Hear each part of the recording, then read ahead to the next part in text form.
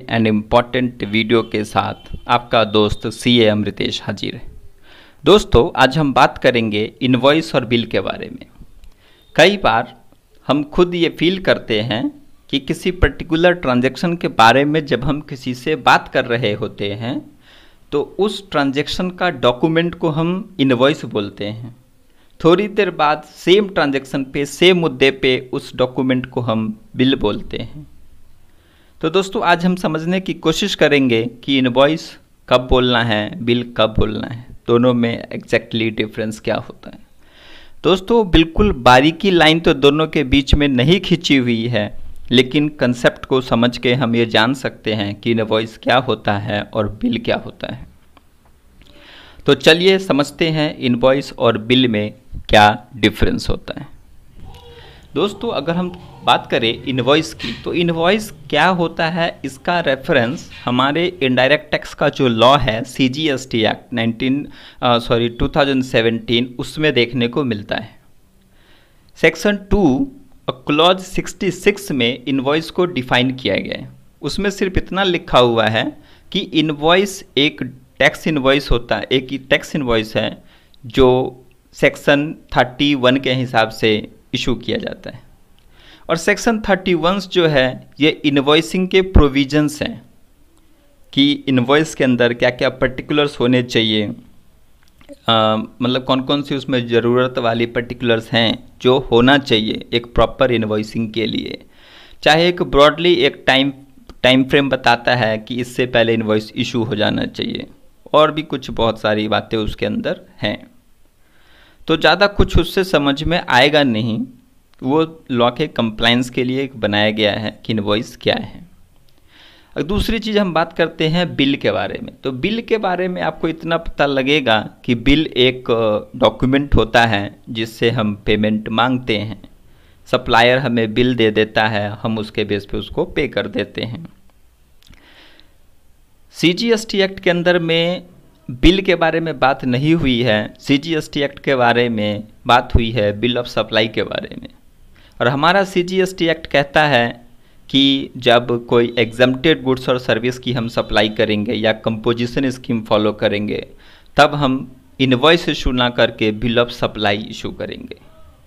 इन दोनों पॉइंट को समझने के बावजूद भी क्वेरी आपकी वैसी रहेगी कि इनवॉइस और बिल में डिफरेंस क्या होता है। तो अब हम मुद्दे की बात करते हैं और जानने की कोशिश करते हैं कि इनवॉइस क्या होता है और कब इस वर्ड का यूज करना चाहिए, और बिल क्या होता है और कब उसका यूज करना चाहिए। तो चलिए पहले हम बात करते हैं इनवॉइस के बारे में। दोस्त, इनवॉइस का लिटरल मीनिंग आप देखें तो उसके अंदर आपको मिलेगा कि इनवॉइस एक ऐसा डॉक्यूमेंट होता है जिसके अंदर जो हम गुड्स सप्लाई करते हैं या सर्विस रेंडर करते हैं उसका डिस्क्रिप्शन मिलेगा आपको, ठीक है ना। और ये जो डॉक्यूमेंट होता है ये लॉ में वैलिड है। खासकर अपनी इंडिया में जो अगर आपको इनपुट क्रेडिट लेना हो तो उसमें आपको इनवॉइस की ज़रूरत पड़ती है, क्योंकि ये लॉ के जो रिक्वायरमेंट्स है उसको कंप्लाई करते हुए बनाया जाता है। तो इसलिए वहाँ पे वैलिड डॉक्यूमेंट बन जाता है और आपको टैक्स बेनिफिट जो है वो मिलेगा। अपार्ट फ्रॉम दिस, अगर हम बिल की बात करें तो बिल एक डॉक्यूमेंट होता है जिससे हम पेमेंट मांगते हैं, जिससे हम अपने कस्टमर से पेमेंट मांगते हैं कि भाई मैंने आपको ये चीज़ सप्लाई किया था और आप मुझे पेमेंट दीजिए। तो बिल का यूज हम करते हैं क्लेम मांगने के लिए, और इसमें कोई टैक्सेशन इन्वॉल्व नहीं होता है। शायद अभी भी आपको ये चीज़ दोनों क्लियर नहीं हुआ होगा। अब मुद्दे की बात करते हैं। होता क्या है कि बिल और इनवॉइस दोनों इंटरचेंजेबल हो जाता है। मान लेते हैं हमने एक माल खरीदा,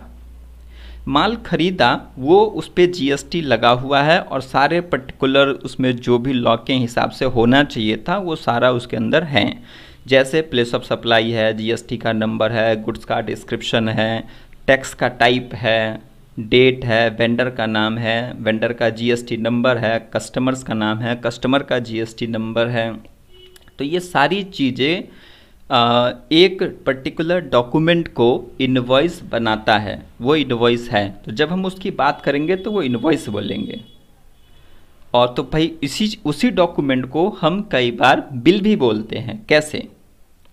जब उसकी अकाउंटिंग करनी हो, अपार्ट फ्रॉम पेमेंट को छोड़ के अगर कुछ बात करनी हो, तो हम कहेंगे अपने वेंडर को, भाई इनवॉइस भेज दो, हमें अकाउंटिंग करनी है, हमें प्रोविज़न लेना है। ठीक है ना? चाहे आपका इनवॉइस जीएसटी पोर्टल पे रिफ्लेक्ट नहीं कर रहा है, हम इस तरह से बात करेंगे।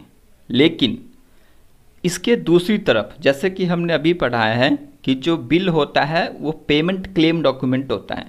अब दूसरी तरफ हमें बात करना है कि भाई मैंने उस पर्टिकुलर डॉक्यूमेंट की पेमेंट कर दी है, तो हम कहेंगे वो पर्टिकुलर जो बिल नंबर था उसकी हमने पेमेंट कर दी है आपकी। तो एक ही डॉक्यूमेंट जो है एक सिचुएशन पे इनवॉइस कहलाता है, और वही डॉक्यूमेंट अगर किसी और पर्पस के लिए यूज हो रहा हो तो उसको हम बिल बोलते हैं। अगर आपको अकाउंटिंग करने के लिए यूज करना हो, किसी के कंप्लायंस करने के लिए यूज करना हो, तो हम उसको इनवॉइसिंग बोलेंगे। अगर पेमेंट से रिलेटेड आपकी बात करनी हो तो हम उसको बोलेंगे बिल है।